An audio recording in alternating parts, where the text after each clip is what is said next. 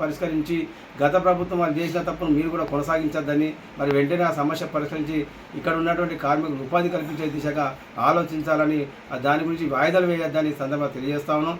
అదేవిధంగా textile park సంబంధించిన చాలా కార్ఖానాలన్నీ మూతపడ్డాయి. ఆడ దాదాపు ఒక 100 పైచిలుకులు అయితే కంపెనీలు ఆడ గతం నడుస్తుండే.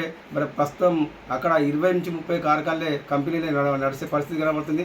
దాంతో ఆ చుట్టుపక్కల ఉన్నటి వాళ్ళందరికీ కంపెనీలు బంద్ వల్ల ఉపాధి లేకుండా పోయింది. కాబట్టి మరి టెక్స్టైల్ పార్క్లో మొత్తం ఆ టెక్స్టైల్ పార్క్ అభివృద్ధి గురించి మరి అక్కడ అన్ని కంపెనీలు మొత్తం ప్రారంభించే విధంగా అక్కడ ఉన్న సమస్యలు పరిష్కరించాలని డిమాండ్ చేస్తాను. అక్కడ కార్మికులు కూడా వేతన సమస్య చాలా ఉంది. ఆ వేతన సమస్య కూడా పరిష్కరించే విధంగా ఇక్కడ వచ్చే మంత్రివర్గం దృష్టి సారించాలని ఆ పరిష్కారం చేయాలని సందర్భంగా తెలియజేస్తాను. అదేవిధంగా ఇక్కడ మరి ప్రభుత్వం మహిళా సంఘాలకు సంబంధించిన చీరలు ఇవ్వడం జరుగుతూ ఉంది.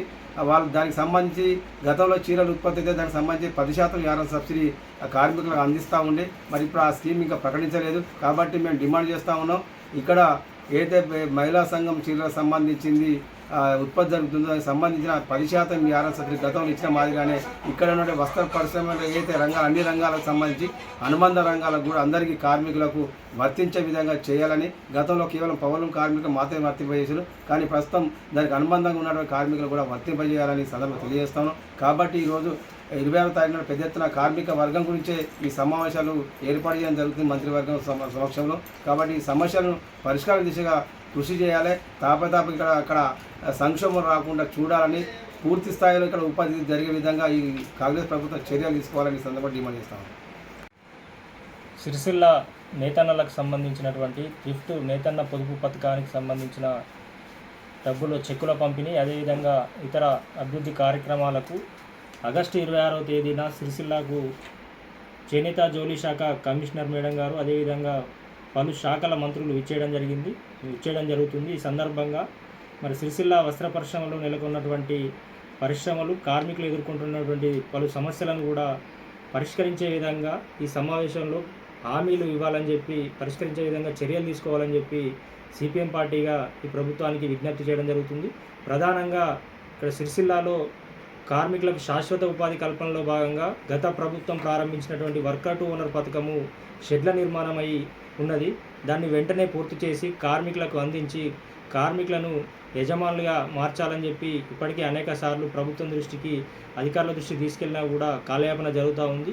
ఈ సమావేశంలో వర్కర్ టు ఓనర్ విషయంలో స్పష్టమైనటువంటి ప్రకటన చేయాలని చెప్పి ఈ సందర్భంగా మేము సిరిసిల్ల నేతలందరి పక్షాన కూడా కోరుతా ఉన్నాం. అదేవిధంగా మరి విద్యుత్ సబ్సిడీకి సంబంధించి, ఇక్కడ విద్యుత్ సమస్యకు సంబంధించి గత ప్రభుత్వము ఆ సబ్సిడీ సెస్కు బకాయి పడినటువంటి డబ్బులు కావచ్చు, అదేవిధంగా ఎస్ఎస్ఐ యూనిట్లకు సంబంధించి బ్యాక్ బిల్లింగ్ కావచ్చు, కోట్లాది రూపాయలు పెండింగ్ పెట్టడం జరిగింది గత ప్రభుత్వం.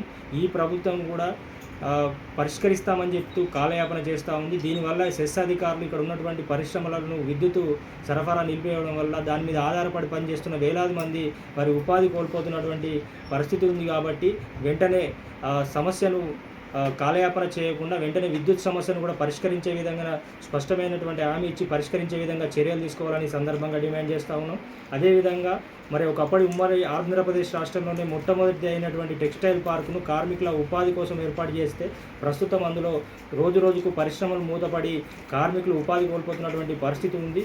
మరి అక్కడ కార్మికులు కూలీ సమస్య మీద కూడా గత 7 రోజుల నుంచి సమ్మె చేస్తున్నటువంటి పరిస్థితి ఉంది. కాబట్టి వెంటనే ఆ టెక్స్టైల్ పార్క్లో మూతపడ్డ పరిశ్రమలను తెరిపించే విధంగా పూర్తి స్థాయిలో పరిశ్రమలు ప్రారంభించి కార్మికులకు ఉపాధితో పాటు మెరుగైన వేతనాలు అందించే విధంగా ఈ ప్రభుత్వం చర్యలు చేపట్టాలి. అదేవిధంగా ఎస్హెచ్జి మహిళా పొదుపు సంఘాలకు సంబంధించిన చీరలు ఏవైతే ఉత్పత్తి చేస్తారో దానికి కూడా గత ప్రభుత్వం ఇచ్చిన మాదిరిగానే బతుకమ్మ చీరలకు ఇచ్చిన మాదిరిగా 10% యాభై సబ్సిడీని పవర్లూమ్ కార్మికులతో పాటు అనుబంధ రంగాల కార్మికులందరికీ కూడా వర్తింపజేయాలని చెప్పి ఈ యొక్క సమావేశంలో వీటి సమస్యల మీద స్పందించి స్పష్టమైనటువంటి హామీలు ఇచ్చి సమస్యలు పరిష్కరించే విధంగా చర్యలు తీసుకోవాలని చెప్పి మేము సిపిఎం పార్టీగా ఇక్కడికి విచ్చేస్తున్నటువంటి చేనేత జౌళి శాఖ కమిషనర్ మేడం కావచ్చు, రాష్ట్ర మంత్రులందరికీ కూడా సిపిఎం పార్టీగా కార్మికులందరి పక్షాన కూడా విజ్ఞప్తి చేయడం జరుగుతుంది. వెంటనే సమస్యలు పరిష్కరించకుండా రానున్న రోజుల్లో కార్మికులందరితో కలిపి పెద్ద ఎత్తున మరి ఆందోళన పోరాటాలు కూడా నిర్వహిస్తామని చెప్పి తెలియజేస్తా ఉన్నాం.